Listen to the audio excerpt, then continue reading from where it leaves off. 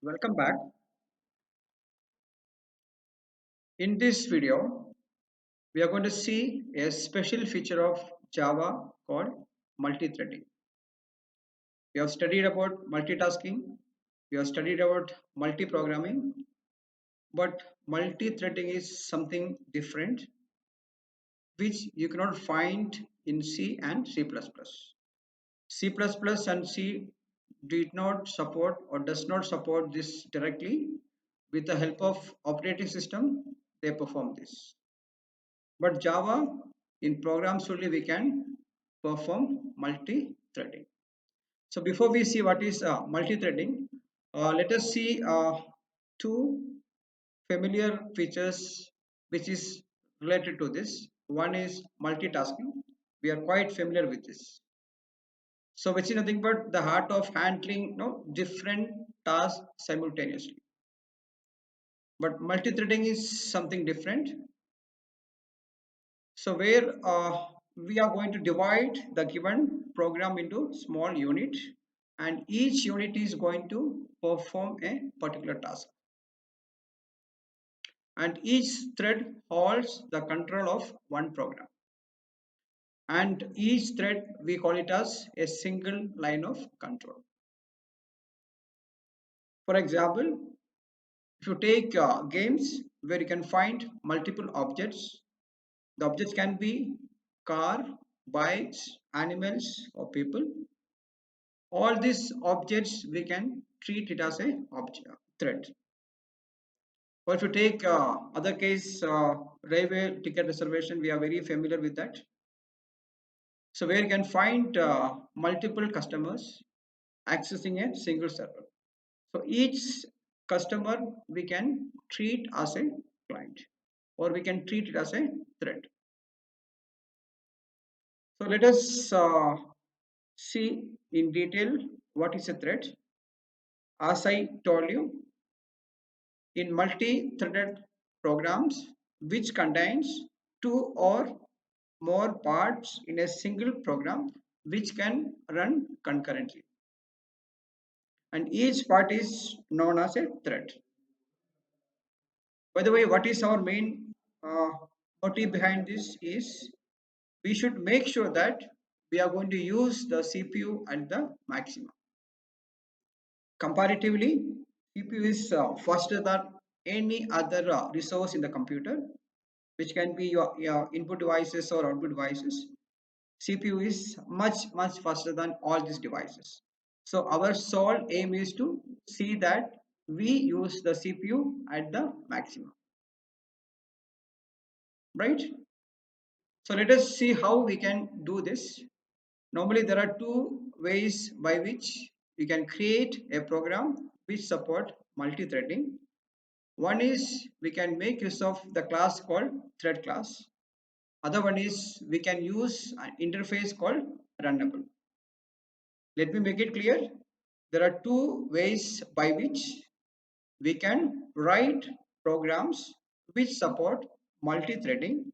One is you can make use of a class called thread class, or you can implement an interface called runnable. Okay, so let us see what are the methods which we can make use in our program, which is there in the class called thread class. So if you take the class called thread class, it has got few methods like get name. So get name is going to give you the name of the current thread. We have another method called get priority, which is going to give you the priority. Is alive is a method which is going to determine the thread is still running.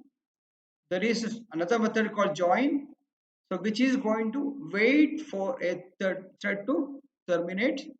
There is a method called run, which is going to give an entry point for the thread. Then there is a sleep method and there is a start method. So these are the few important methods in the class called thread class. Let me repeat. So we have a method for getting name. We have a method for getting or setting the priority. we have a method to know that whether the thread is still running or what. We have a method which is going to determine or which is going to wait for a thread to terminate. We have a method which is going to act as an entry point for a thread. We have a method for called sleep, which is going to suspend a thread which is running, and we have a method called start, which is going to all the run method. So these are the few important methods in the class called thread class. Now let us see a thread called main thread. So main thread is the one when you start your program which starts or begins running. The moment you start your program, there will be a thread which runs and which is nothing but your main thread. Okay, so one more thing we should remember about the main thread is, so main thread from which we can spawn the child. Using main thread we can create child thread. And second point is, this is going to be the last thread to finish execution because it performs various shutdown actions. Let me repeat, main thread is the thread which gets start at the beginning. This is the first thread to get start. At the same time, this is going to be the last thread to finish the execution. And main thread is created automatically when your program started, and it can be controlled through thread objects. So three things you have to remember about your main thread. So using a thread object we can control this.